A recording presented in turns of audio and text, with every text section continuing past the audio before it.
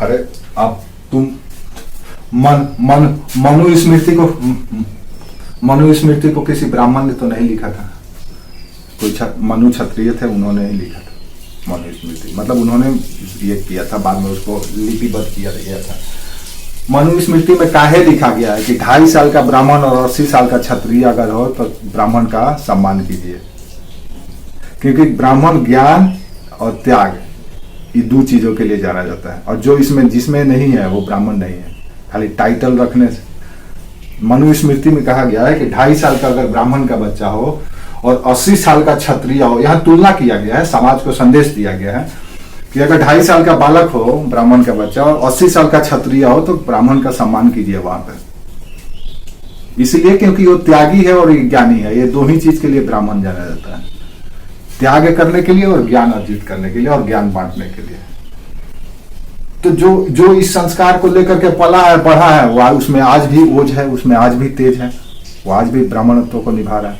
आज भी यूनियन सा गवर्नमेंट जो चल रही है भारत में, बीजेपी की सरकार हो, तो उसमें जाकर के तुम देखो, उठाओ रिकॉर्ड, तुमको पता चलेगा कि जितने भी बड़े बड़े इंटेलेक्चुअल हैं जो आज देश को संभाले हुए हैं, चाहे डोभाल को ले लो, चाहे एस जयशंकर को ले लो, या जो भी है जो भारत की व्यवस्था को संभाला, वैष्णव को ले लो, सब के सब,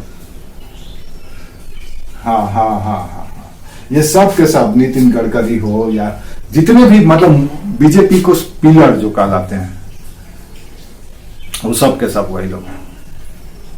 अब योगी भी ब्राह्मण ही समझो, उनको क्षत्रिय मत समझो, क्योंकि उनका पूरा संस्कार ब्राह्मणों वाली है। तो त्यागी है वो भी, उनको भी धन प्रतिष्ठा परिवार से मोह नहीं है। तो ब्राह्मण का मतलब है त्यागी और ज्ञानी, तो जिसमें है वो, उसका वो आज भी नहीं क्षत्रिय है, तो हाँ, तो गुण है। तो जैसे हमारे यहाँ की परंपरा रही है कि कोई भी ब्राह्मणत्व को प्राप्त कर सकता है। 16 संस्कार काहे के लिए दिया लाया गया है, सबके लिए, ब्राह्मण क्षत्रिय वैश्य तीनों के लिए 16 संस्कार। उपनयन को छोड़ दिया जाए तो बाकी सारे संस्कार 16 के लिए, चारों वर्णों के लिए, ताकि वो ब्राह्मणत्व को प्राप्त कर सके। ब्राह्मण कोई जाति नहीं है, ब्राह्मण एक विचारधारा है जो त्याग और ज्ञान पर आधारित है। हम लोग जो इस श्रेष्ठ विचारधारा को लेकर के आगे बढ़ा वो ब्राह्मण कहलाया, और यही बाद में कालांतर में एसेंडेंसी बन गया, या पीढ़ी दर पीढ़ी उसको हस्तांतरित कर दिया गया, वही जाति के रूप में कन्वर्ट हो गया कि ब्राह्मण जाति, वैश्य जाति, शूद्र जाति और क्षत्रिय जाति। ऐसे वो अपने गुण को जब निरंतर रखा था, जब ट्रांसफर किया। त्रिवेदी, सुधांशु त्रिवेदी, कभी बताएंगे, कभी आता ऐसा मौका आता तो बताते हैं उनके बारे में। तो एक से एक ऐसे इंटेलेक्चुअल लोग हैं भारत में, लेकिन वो गजब का इंटेलेक्चुअल है।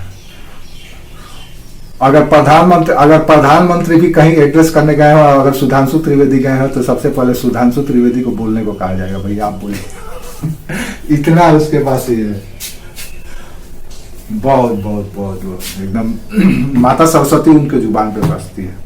नॉलेज है, इसीलिए नॉलेज मेक्स पावरफुल अभी के समय में। हाँ, और परफेक्ट आज के समय में ज्ञान ही आपको, और शुरू से भी पहले भी ज्ञान ही आपको, जिसके पास सूचना है, जिसके पास डाटा है, वही आज सबसे शक्तिशाली है। हाँ, तेज, हाँ, प्रवाह बहुत अच्छा है उसका भाषा में। ऐसा नहीं है कि, हाँ, ऐसा नहीं है, हमारे सर्किल में भी 1-2 ऐसा लड़का है। ऐसा नहीं है कि वो हमारे ही सर्किल में एक है लड़का, वो भी इसी तरह नेचर का है, प्रकांड है वो भी। हाँ, वो भी प्रकांड है इसी तरह से। वो कुदरत का भी होता है, कुछ अपना संस्कार थोड़ा सा अलग तरीका का ये रखना चाहिए। अगर वाकई में भारत विश्व गुरु क्यों कहलाता था पता है?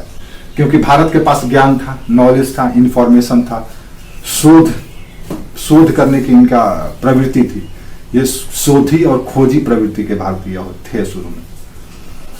आप देखना ना, 18वीं शताब्दी में ही यूरोप में एक से एक रिसर्चर और एक से एक वैज्ञानिक निकल करके आने लगे।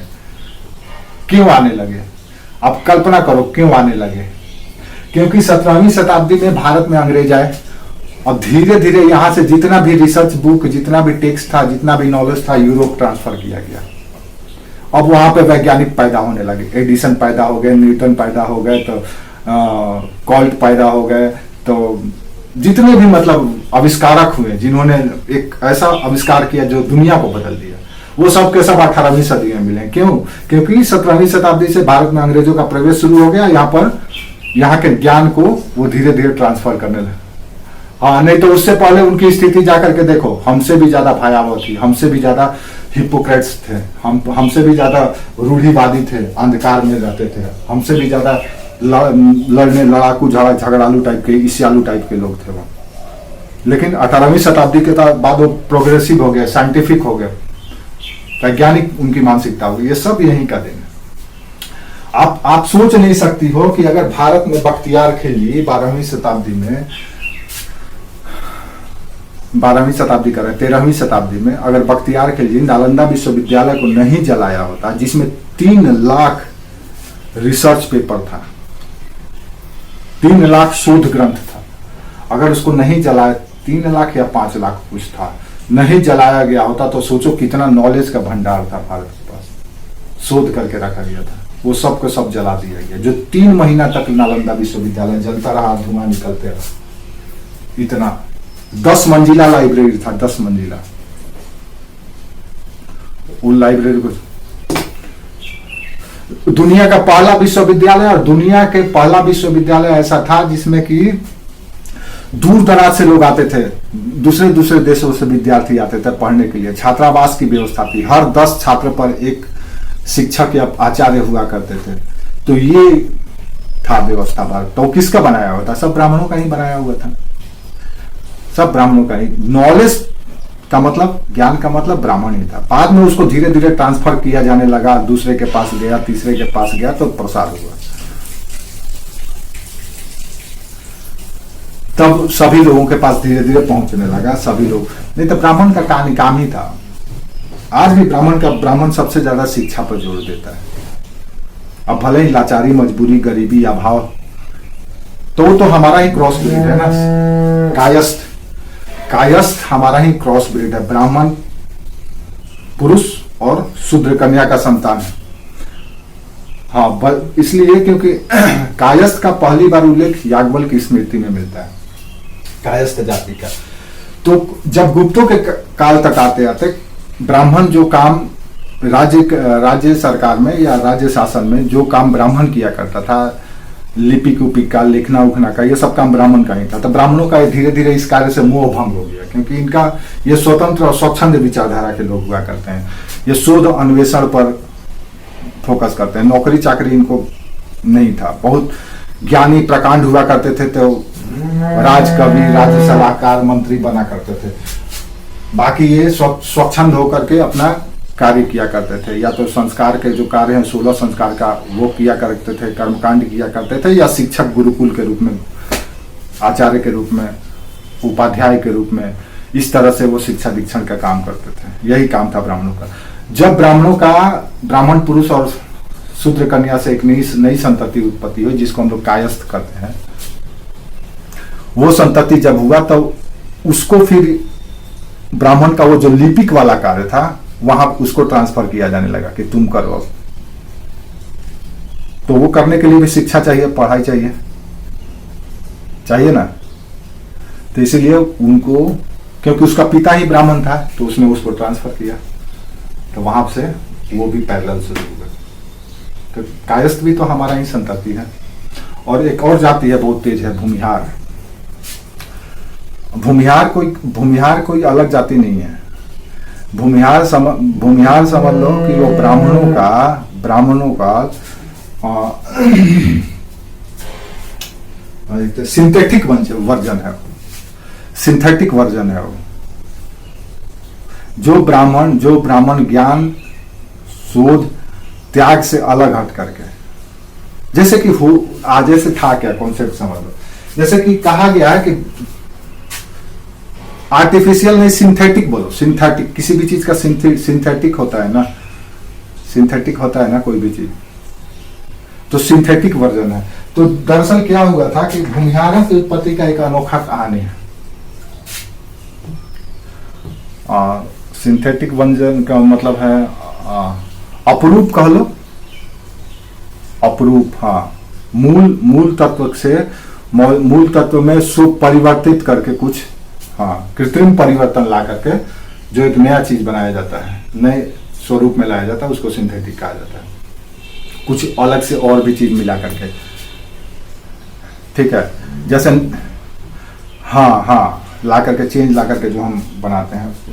तो ब्राह्मणों की भी कुछ ऐसे ही, भूमिहारों की भी कुछ यही लीला है। जैसे ब्राह्मणों का कार्य बताया गया है शिक्षा लेना, शिक्षा देना है, यही इनका काम है, यानी ज्ञान अर्जित करना और ज्ञान का प्रसार करना, यज्ञ कराना, यज्ञ करना, दोनों काम है इनको। लेकिन ब्राह्मणों का आपद धर्म भी बताया गया, कहा गया कि ब्राह्मण का जैसे जब कर्म निर्धारित किया गया ब्राह्मण जाति का, तो कहा गया कि आपका काम होगा ज्ञान देना और लेना, यही काम होगा, ठीक है, यज्ञ करना और कराना।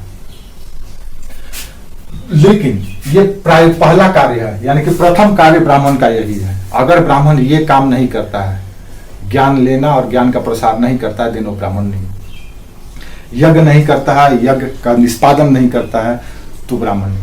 लेकिन दूसरा कार्य इसका क्षत्रिय का भी बताया गया है। ये अब यहां से आपद धर्म शुरू हो जाता है कि राष्ट्र जब आपात स्थिति में हो, राष्ट्र जब संकट में हो, और आपका उस समय ज्ञान और यज्ञ का कोई योगदान नहीं है या कोई महत्व नहीं है उस समय। अब मान लो कहीं पर लड़ाई हो रहा है, कहीं झगड़ा हो रहा है, सामने वाला तलवार लेकर के खड़ा है, आपको पता है कि आप इसको कितना भी ज्ञान देंगे आपका गला काटेगा ही, तो वैसी स्थिति में आप क्या करेंगे? ज्ञान देंगे कि तलवार उठाएंगे? स्वाभाविक है कि तलवार उठाए। तो इसीलिए आपद स्थिति में इनको क्षत्रिय का भी कार्य दिया गया। इसीलिए आप इतिहास उठा के देखेंगे तो राष्ट्र जब जब संकट में आया है, प्राचीन काल से लेकर के अभी मॉडर्न काल तक, जैसे जब सिंधु घाटी सभ्यता जब शुरुआत हुआ तो वो सभ्यता में को उस समय जो शासन का कॉन्सेप्ट था, गवर्नमेंट का कॉन्सेप्ट था, उसमें क्षत्रियों का नहीं था, वो ब्राह्मणों का था। मंदिर शासन करता था, पुजारी शासक थे। उसके बाद फिर क्षत्रिय आए जनपद महाजनपद के समय। उसके बाद फिर वैश्यों का भी आया। जब ये राष्ट्र को संकट में डाल दिए, यानी कि राष्ट्र का जो सनातन धर्म गाइडेड या धर्म, सनातन धर्म प्रेरित जो राष्ट्र सृजन था, जो कॉन्सेप्ट था, जो संस्कृति थी, उसमें जब संकट आने लगा, दिन ब्राह्मण फिर से सामने आए। तो सातवाहन, शुंग, कण्व, इस तरह से ब्राह्मणों का राज शुरू हो गया। फिर से सिंधु घाटी सभ्यता के बाद फिर से ब्राह्मणों का राज शुरू हो गया। और ये जितने भी राज्य हुए, इन राज्यों में कभी भी असहिष्णुता, भेदभाव कहीं भी इतिहास में जिक्र नहीं मिलेगा। इसीलिए हम कभी कभी ये हमें मजबूरन कहना पड़ता है कि अगर कोई शासक बनने लायक है तो वाकई में जो निष्पक्ष होकर के, तटस्थ होकर के काम कर सकता है, तो इनको फिर से मौका दिया जाना चाहिए। ब्राह्मणों को हम बात कर रहे हैं, हम ये बात ऐसा नहीं है कि हम हैं ब्राह्मण इसीलिए ऐसा कर रहे हैं। आप इतिहास में पढ़ेंगे तो आपको इस बात का अनुभव होगा। तो ये संकट के समय उनको क्षत्रिय धर्म का भी कहा गया कि आप संकट, अगर राष्ट्र संकट में पड़ा है तो आप अदना सिपाही बनकर से लेकर के एक सुल्तान या बादशाह तक भी बन सकते हैं, आपको बनना पड़ेगा। तीसरा अगर इसमें काम हो जाता है, इसमें जरूरत नहीं पड़ता है। शुंग, हाँ, शुंग वंश, जैसे मौर्यों के पतन के बाद शुंग वंश आया था, तो शुंग वंश, कण्व वंश, सातवाहन वंश, दक्षिण में चले आइए तब पांड्य वंश, हाँ, ये सब ब्राह्मण राजवंश। और भी छोटे छोटे कई राज्य थे, ऐसा नहीं है कि, लेकिन राष्ट्रीय स्तर का राज्य जिन्होंने राष्ट्र को प्रभावित किया, राष्ट्र को निर्देशित किया, ये सब थे। इसी तरह से तीसरा जो संकट काल में बताया गया वो वैश्यों का कार्य बताया गया कि वैश्य का काम क्या था? व्यापार करना।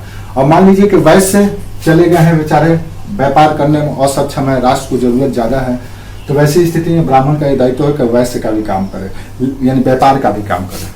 तो व्यापार में भी इनके लिए विशेष प्रावधान किया गया। ऐसा नहीं है कि आप किसी भी चीज का व्यापार कीजिए, नहीं, आपको व्यापार जब आपद स्थिति है तो उस समय इनको वस्त्र का व्यापार करने की, ये मनुस्मृति की हम बात कर रहे हैं, जो मनुस्मृति में उल्लेख है। आपका लीगल टेक्स्ट वही ना है, भारत का पहला, हाँ, मनुस्मृति, भारत का जो, जैसे आज संविधान है, आज जैसे भारत संविधान से चलता है, तो प्राचीन काल में अगर जाए तो जब हमारे यहाँ राजतंत्रीय शासन शुरू हुआ तब मनुस्मृति से ही गाइडेड होता था। मनुस्मृति में हर एक वर्ग का कर्म, दायित्व, दंड सब कुछ का प्रावधान किया गया है। कैसे राजा का क्या कर्तव्य हो गया, प्रजा का क्या अधिकार होगा, उसका क्या कर्तव्य होगा, जो शिष्ट। हाँ, और तीसरा जो है शूद्र वाला काम, यानी कि सबसे लास्ट में जब आपके पास कोई ऑप्शन नहीं बच रहा है और आपकी जरूरत है, मान लीजिए गांव के गांव चला गया सैनिक लड़ने के लिए, सभी लोग चले गए, ब्राह्मण बचा हुआ, तो खेती का कार्य, उनका भोजन का व्यवस्था कौन करेगा? वैसी स्थिति में जब संकट होगा तो ये हल भी पकड़ेंगे, इनको हल भी पकड़ना होगा। हाँ, सबसे निम्न स्तर का। इसीलिए ब्राह्मण कभी भी भूमि के प्रति ये नहीं रहे, इनको भूमि से कोई लेना देना नहीं था, क्योंकि इनको कृषि करना नहीं था। हाँ, दान में मिलता भी था तो ये खेती थोड़े ना करते थे, ये तो दूसरे को ही दे देते थे, और जितनी इनकी जरूरत होती थी उतना ही लेते थे। बाकी ये दयालु तो शुरू से ही होते हैं, ब्राह्मण बहुत दयालु होता है ना। थोड़ा सा तुम सिर्फ इनके साथ ये मत करो, नफरत के भाव मत रखो, कटाक्ष मत करो, इनसे प्यार से जो चाहे वो ले लो। इन लोगों में ये प्रवृत्ति होता है ब्राह्मणों में। तो भूमि से इनको कोई लगाव नहीं था, ये खेती बाड़ी संकट के समय में इनको करना मजबूरी था। हालांकि अगर इनको भूमि जितना मिलता था दान में, यही वंश शुरू किया था, सातवाहन शुरू किए थे भूमि दान देना। हाँ, इसके पीछे तर्क था, इसके पीछे एक स्ट्रेटेजी था, रणनीति था, एक सोच था, एक मकसद था। उस मकसद के पूर्ण करने के लिए दिया गया था। बाद में कालांतर में ब्राह्मण के बाद फिर अधिक वैश्यों को भी दिया जाने लगा, यानी जो भी अधिकारी वर्ग के हैं या जो भी शासन प्रशासन में योगदान देते हैं उनको भी दिया जाने लगा, ऊंचे ऊंचे पदाधिकारियों को। तो सबको धीरे धीरे कालांतर में दिया जाने लगा, और गुप्तों के काल में आम हो गया था, गुप्त काल के आते आते। तो ये लास्ट वाला स्थिति है भूमि, शूद्र का कर्म, कृषि कर्म। इसीलिए इनको अच्छा, अब यहीं से जो समुदाय है, अब देखो बहुत साइंटिफिक चीज बता रहे हैं कि कैसे लोग कहते हैं भूमि यार कहाँ से आ गया। तो मान लो कि भूमि का संकट के समय में भूमि का कार्य या कृषि का कर्म करने लगे, यानी शूद्रों वाला काम आप करने लगे। शूद्र कोई खराब चीज नहीं है, ऐसा नहीं है कि शूद्र शब्द का मतलब है घटिया, नहीं। यहाँ पे ऋग्वेद में लिखा गया है कि जो भी पैदा होता है वो सब के सब शूद्र है। जैसे जैसे उसका संस्कार होता है, जैसे जैसे उसमें ज्ञानवर्धन होता है, वो जैसे जैसे उनमें योग्यता उनकी बढ़ते जाती है, वैसे वैसे वर्गीकरण में ऊपर चले जाते हैं। तो पैदा तो सभी ऋग्वेद में स्पष्ट लिखा गया है कि जो भी बच्चा पैदा होता है वो पैदाइशी शूद्र ही है, वो संस्कार से, अपने ज्ञानवर्धन से वो उच्च वर्ण में चला जाता है। जब ज्ञान का स्तर उच्च हो जाए, एक मानक स्तर पर पहुंच जाए, तब आप ब्राह्मणत्व को प्राप्त करते हैं। इसीलिए तो ऋग्वेद के तृतीय मंडल में आप देखेंगे तो एक ही परिवार के 4 व्यक्ति हैं, माता पिता 3 व्यक्ति हैं, और तीनों अलग अलग काम करते हैं, और तीनों का अलग अलग वर्ण है। एक जो जीवक है, जो चिकित्सक है, हाँ जो चिकित्सक है वो ब्राह्मण है, जो खेती कर रहा है वो शूद्र है, जो घर का काम व्यवसाय कर रहा है वो वैश्य है। तो इस तरह से हमारा ये सिस्टम था। शूद्र कोई खराब चीज नहीं है, लेकिन बाद में हम देखेंगे कि इसको गलत तरीके से पॉलिटिसाइज कर दिया गया।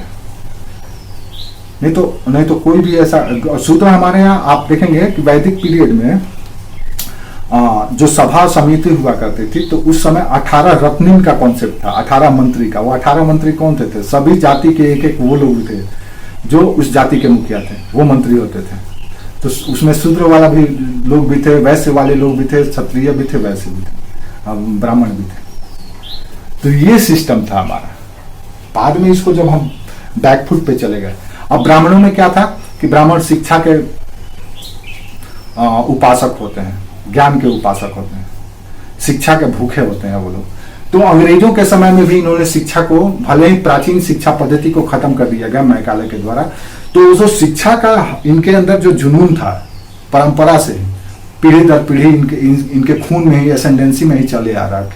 तो शिक्षा का जो ललक था, तो इन्होंने प्राचीन या प्राच्य शिक्षा जब छोड़ा तो मॉडर्न शिक्षा को एडॉप्ट कर दिया, लेकिन शिक्षा को हमेशा आगे रखे। तो अंग्रेजों के समय में सबसे ज्यादा इनको नौकरी ब्रिटिश कंपनी में, ईस्ट इंडिया कंपनी में, या ब्रिटिश सरकार का जब गवर्नमेंट आया 1857 के बाद 1858 से, तो उसमें अधिक से अधिक पार्टिसिपेट करने लगे, और वहां से इनको पैसा मिलने लगा। अब पैसा मिलने लगा तो इनका सामाजिक प्रतिष्ठा और बढ़ने लगा, ये शिक्षा के लिए। अब वहां से क्या होगा कि कल तक जो शिक्षा सबके लिए थी, अब अंग्रेजों के समय में ये शिक्षा अब सिर्फ ऊंचे जाति वाले में तक चले गया। ये शूद्र बेचारे किसानी खेती में ही रह गए। अब ये धीरे धीरे हमसे दूर होते चले गए। अब इनको फिर बाद में जलाया गया कि ये सब ब्राह्मणों ने किया है, ऐसे किया वैसे किया। ऐसा कुछ भी नहीं था कि ब्राह्मणों ने कुछ किया। अगर ब्राह्मण किए होते तो हजारों सालों से जो ये व्यवस्था चले आ रहा, बगावत पहले क्यों नहीं हुआ कि ब्रिटिशर्स के बाद ही ये शुरू हो गया? क्यों नहीं मुगलों के समय में शूद्र और ब्राह्मण आपस में लड़े, वैश्य और ब्राह्मण आपस में लड़े? सल्तनत काल में क्यों नहीं लड़े? क्यों अंग्रेजों के समय में ही ये सब चला गया? तो डिवाइड एंड रूल यहाँ से शुरू हो जाता है। अब हम बता रहे थे भूमिहार का, तो भूमिहार दरअसल वही व्यक्ति है, वही ब्राह्मण है जो आपातकाल में हल पकड़ लिया। हाँ, जो आपातकाल में हल पकड़ लिया, अब उसको निरंतर रखा। उन्होंने भूमि को ही अपना प्रतिष्ठा मान लिया। कुछ भूमिहार ये तर्क देते हैं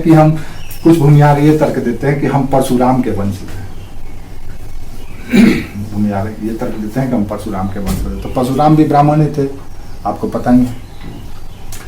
तो हाँ, तो वो वहां से अपना एसेंडेंसी जोड़ते हैं।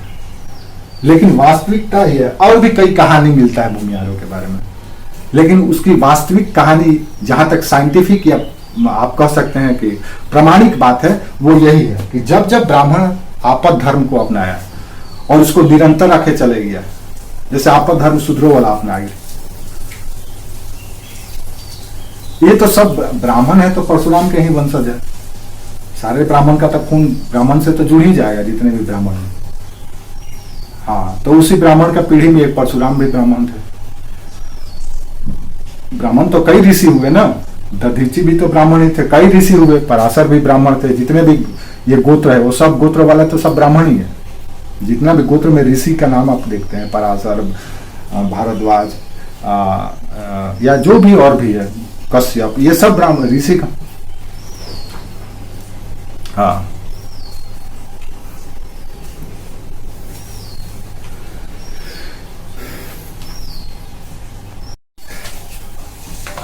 हम ये कह रहे थे कि अक्सर लोग ब्राह्मणों का उपहास उड़ाते हैं, ब्राह्मण। लेकिन आज जो संस्कृति आप लेकर के चल रहे हैं, तीज त्योहार, संस्कार, ये सब जो लेकर के चल रहे हैं, अगर ब्राह्मण इसको निरंतर नहीं रखता तो आज तक हम लोग भी हल्ला हु अकबर कर रहे हो, हल्ला हु गड़बड़ कर रहे हो। तो ब्राह्मणों की वजह से बचा हुआ। देश में ये रिकॉर्ड बता रहा है, देश में इस राष्ट्र को बचाने के लिए, दरअसल ब्राह्मणों में क्या है ना, ब्राह्मण पूरे भारत को, अखंड भारत की हम बात करें, पूरे अखंड भारत को, जो अब पाकिस्तान, अफगानिस्तान, ईरान तक, हाँ, तो ब्राह्मण इसको ना अपना बपौती समझते हैं, इसको अपना मदर वतन समझते हैं, इसका सब कुछ समझते हैं। आप इनका पूजा, कर्म कांड या जो भी याचन पद्धति है, आराधना है, उन सबों में इसका उल्लेख मिलेगा। नदी, तालाब, पेड़ पौधा, झरना, सबका जिक्र मिलेगा आपको। यहाँ तक कि अंतरिक्ष, स्पेस तक ये अपने आप को, सबको अपना ही समझते हैं ब्राह्मण। मानव के हर एक जाति को, हर एक क्लास को भी ये अपना ही समझते हैं, परिवार समझते हैं। कोई भी हमारे वैदिक ग्रंथ हो, चाहे कोई भी सनातन संस्कृति का कोई भी ग्रंथ है, किसी भी जाति का कोई बुराई नहीं किया गया है, कदापि। किसी भी समुदाय का नहीं किया गया है, कदापि नहीं किया गया है। ये है ब्राह्मण का। ये अगर वो चाहते तो ये सब कुछ जैसे तैसे कर सकते थे, लेकिन नहीं। इसीलिए आज भी, अब सोचो, 8 वर्ष कोई देश किसी दूसरी संस्कृति का गुलाम हो जाता है तो कन्वर्ट हो जाता है। दुनिया के जितने भी देश हैं, सब के सब अपनी मौलिक संस्कृति को नष्ट कर चुकी है। यूएनडीपी का रिपोर्ट है कि जो दुनिया का 45 सबसे प्राचीनतम संस्कृति थी, उसमें से सब के सब संस्कृति अपने मूल चरित्र को छोड़ चुकी है, खत्म हो चुका है, उसमें मिलावट हो चुका है। एकमात्र संस्कृति है जो आज भी परिशुद्ध रूप में बरकरार है, वो है सनातन संस्कृति। तो किसके वजह से बरकरार है? ब्राह्मणों के वजह से ही बरकरार है। ब्राह्मण भारत में सबसे ज्यादा कटने वाले व्यक्ति, सबसे ज्यादा, चाहे किसी भी, चाहे मौर्यों का समय हो, बाद में इस्लामिक शासन आया हो या बाद में ब्रिटिश शासन आया हो, सबसे ज्यादा जिन्होंने इस धरती को खून दिया ब्राह्मण ही है। इसीलिए तो आज अपने ही देश में अल्पसंख्यक बन करके रह गए हैं। इनकी आबादी कितनी होगी, उठा करके देखो, पता चलेगा। हमको लगता है पूरे भारत में खूब से खूब होगा तो 4 से 5 करोड़ की इनकी आबादी होगी, बस, इससे ज्यादा अगर नहीं होगा। यही है इनकी आबादी। तो कहने का मतलब यही है कि ब्राह्मण का जो कार्य था, सबसे जटिल काम था, सबसे समाज का सबसे जटिल कार्य यही उठाया अपने ऊपर। आज भी शिक्षा लेना, शिक्षा देना सबसे टफ काम होता है। आप याद कीजिए, बचपन में पढ़ने के लिए कह दिया जाए, आज भी अगर आपको पढ़ने के लिए कह दिया जाता है तो आपको सबसे बकवास काम लगता है ना। अरे यार पढ़ेगा कौन। तो दुनिया का सबसे टफ काम यही करते थे। आज भी अगर आपको 3 घंटा 4 घंटा बोलने के लिए कह दिया जाए तो हालत खराब हो जाएगा। शारीरिक श्रम कर देंगे, लेकिन 4 घंटा बोलना पड़े यज्ञ के सामने बैठ करके, उतना टिपिकल क्लिष्ट शब्दों को याद रखना, धारा प्रवाह बोलना, त्याग करना, अपने आप को साध करके रखना, मतलब जो भी इस तरह की चुनौती है वो सबके बस की।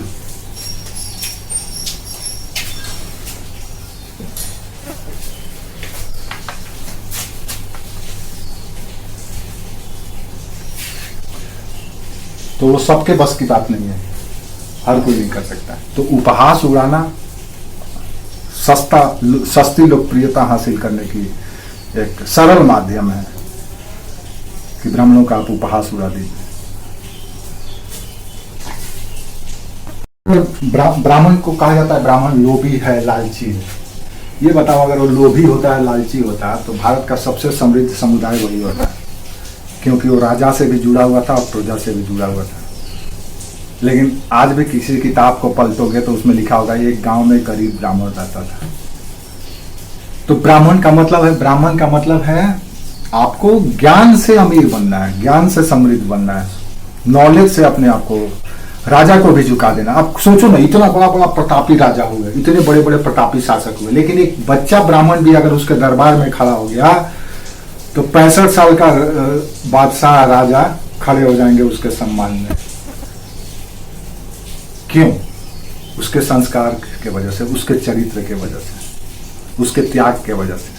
अगर जिसमें ये नहीं है देन वो ब्राह्मण नहीं है। तो इसलिए ब्राह्मणों का ओज और प्रताप उतना था, क्योंकि वो त्यागी थे, तपस्वी थे, ज्ञानी थे,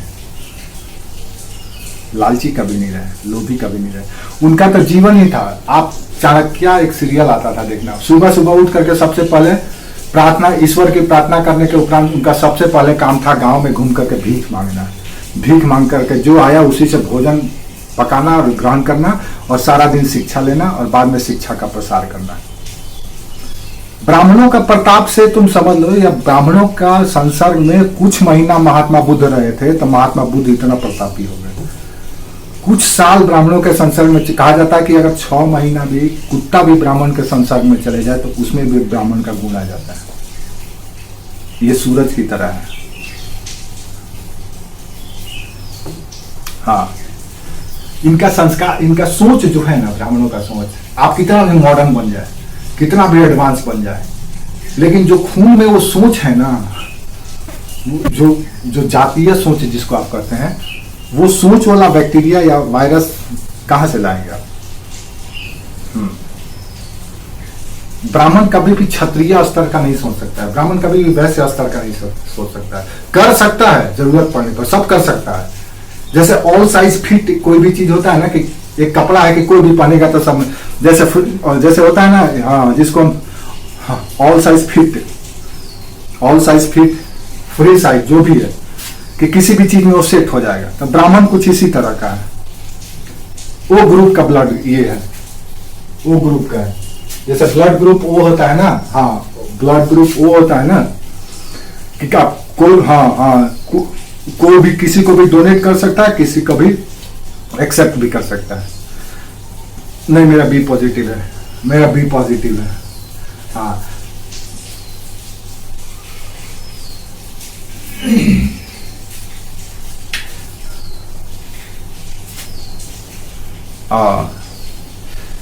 मेरा तो बी पॉजिटिव है। तो ये कुछ इसी तरह का है, कहीं भी फिट हो जाएंगे। अगर ये शुद्रता पर उतर जाएंगे तो निकृष्टतम से निकृष्टतम कार्य करेंगे। अगर क्षत्रिय धर्म अपना लें तो क्षत्रिय धर्म में भी आदर्श बन जाएंगे। इतिहास में उठा करके देखो, जब संकट पड़ा है तो क्षत्रिय धर्म का वो रूप धारण कर लिए हैं जो क्षत्रिय भी कल्पना नहीं कर सकता है, वो भी किए हैं। और शुद्रता पर उतर जाए तो निकृष्टतम से निकृष्टतम, घृष्टतम से घृष्टतम कार्य भी। हाँ, अब सोचो एक चाणक्य चाहते तो खुद प्रधानमंत्री बने, चाणक्य चाहते तो खुद मगध का सम्राट बन सकते थे, लेकिन उनको बनना ही नहीं था। बस उनको चाहिए था, इसीलिए तो कहा जाता है कि ब्राह्मण प्रतिष्ठा का भूखा होता है। आप उसको प्यार से ये कर लो, इसीलिए उसको ब्राह्मण मधुरम प्रियम, ब्राह्मण को मधुर चीज बहुत प्रिय होता है, मधुर भाषा, हाँ मधुर भाषा, मधुर भोजन और उसी तरह का जो भी मिले। जैसे हमारे यहाँ कहा जाता है, आप लोग कहते हैं कि किसी भी व्यक्ति का पहचान अगर करना है तो भेष, भाषा और भोजन, ये 3 चीज से आप पकड़ लेंगे कि वो किस कैटेगरी का है, चाहे वो कितना भी एडवांस हो जाए।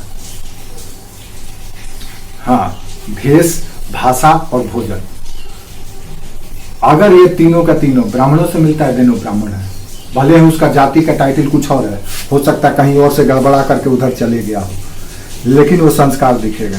हाँ, जैसा नहीं होता है कि एक दशहरी आम के बीच में एक लंगड़ा आम घुस गया है, तो दशहरी आम के टोकरी में कहा था वो भी दशहरी है, लेकिन है बोला लंगड़ा आम।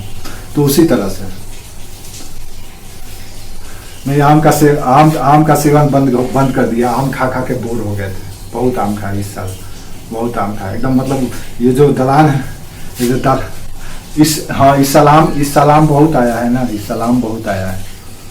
इस साल आंधी तूफान नहीं आया है ना, मोजर झाड़ा नहीं, टिकोरा झाड़ा नहीं, रह गया पेड़ कहीं। तो हाँ, इस साल आंधी तूफान नहीं आया ना, आंधी तूफान आ जाता था फिर।